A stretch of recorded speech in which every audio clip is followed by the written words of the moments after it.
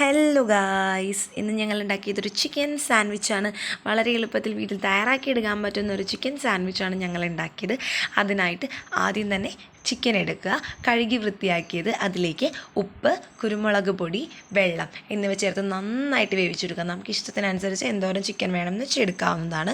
പിന്നെ നമ്മുടെ ഫില്ലിങ്സ് തയ്യാറാക്കാൻ വേണ്ടിയിട്ട് ഒരു സവാള ചെറിയ ചെറിയ കഷ്ണങ്ങളാക്കി അരിഞ്ഞത്, ഒരു ക്യാരറ്റ് ചെറിയ ചെറിയ കഷ്ണങ്ങളാക്കി അരിഞ്ഞത്, ഒരു ചെറിയ പീസ് ക്യാബേജും ചെറിയ ചെറിയ കഷ്ണങ്ങളാക്കി അരിഞ്ഞതാണ് ഞാനിവിടെ എടുത്തിരിക്കുന്നത്. നിങ്ങൾക്ക് ഇഷ്ടമുള്ള അളവിൽ ഓരോ വെജിറ്റബിൾസ് എടുക്കാവുന്നതാണ്. ഇനി ഇതിലേക്ക് നിങ്ങൾക്ക് വേണമെങ്കിൽ തക്കാളി ആഡ് ചെയ്യാവുന്നതാണ്, ക്യാപ്സിക്കം ആഡ് ചെയ്യാവുന്നതാണ്. ഇപ്പം ഞാൻ എൻ്റെ കയ്യിലുള്ള പച്ചക്കറി വെച്ചിട്ടാണ് ഞാനിപ്പോൾ എടുത്തിട്ടുള്ളത്. ഓക്കെ, എല്ലാം നന്നായിട്ട് മിക്സ് ചെയ്യുക. പിന്നെ ഞാനിവിടെ ഹോം മെയ്ഡ് മയണൈസ് ഉണ്ടാക്കി വെച്ചിട്ടുണ്ട്.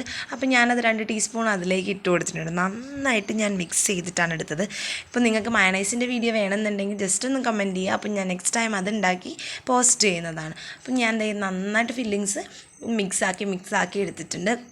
ഇനി ഇതിലേക്ക് നേരത്തെ ക്രഷ് ചെയ്ത് വെച്ച് ചിക്കൻ ഉണ്ടായിരുന്നു, നമ്മൾ വേവിച്ച ചിക്കൻ ക്രഷ് ചെയ്തെടുത്തായിരുന്നു. പക്ഷേ ആ വീഡിയോ ഞാൻ എടുക്കാൻ വിട്ടുപോയി.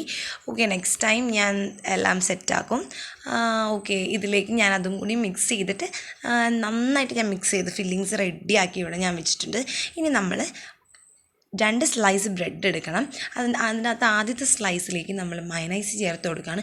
നന്നായിട്ട് സ്പ്രെഡ് ചെയ്ത് ചേർത്ത് കൊടുക്കാം. അതിലേക്ക് ഇനി നമ്മൾ ഫില്ലിങ്സ് വെച്ച് കൊടുക്കുകയാണ്. ഫില്ലിങ്സ് എല്ലാ സ്ഥലത്തും നല്ല പോലെ ക്വാണ്ടിറ്റിയിൽ നല്ല രീതിക്ക് ഞാൻ വെച്ച് കൊടുത്തിട്ടുണ്ട്. എല്ലാ സ്ഥലത്തും ഒരേപോലത്തെ തന്നെ ക്വാണ്ടിറ്റിയിലാണ് ഞാൻ വെച്ച് കൊടുത്തത്. പിന്നെ നെക്സ്റ്റ് നമ്മൾ അതിൻ്റെ മുകളിലേക്ക് കുറച്ച് ചിക്കൻ ക്രഷ് ചെയ്ത് വെച്ച് നമ്മളവിടെ മാറ്റി വെച്ചിട്ടുണ്ടായിരുന്നു, അതും അതിൻ്റെ മുകളിലേക്ക് ചേർത്ത് കൊടുക്കുക. അതിനുശേഷം ഒരു തക്കാളി റൗണ്ട് ഷേപ്പിൽ അരിഞ്ഞതും കൂടിയും അതിൻ്റെ മുകളിൽ ഞാൻ വെച്ച് കൊടുക്കുന്നുണ്ട്. എല്ലാവരും അപ്പോൾ ഇതൊന്ന് ട്രൈ ചെയ്ത് നോക്കണം. വളരെ സിമ്പിൾ റെസിപ്പിയാണ്. പെട്ടെന്ന് ഇപ്പോൾ കുട്ടികൾക്കൊക്കെ ഉണ്ടാക്കി കൊടുക്കാൻ പറ്റുന്നൊരു സിമ്പിൾ റെസിപ്പിയാണ്. അതിനുശേഷം മറ്റേ സ്ലൈസ് ബ്രെഡിൽ ഞാൻ സ്പ്രെഡ് ചെയ്തത് ടൊമാറ്റോ കെച്ചപ്പാണ്.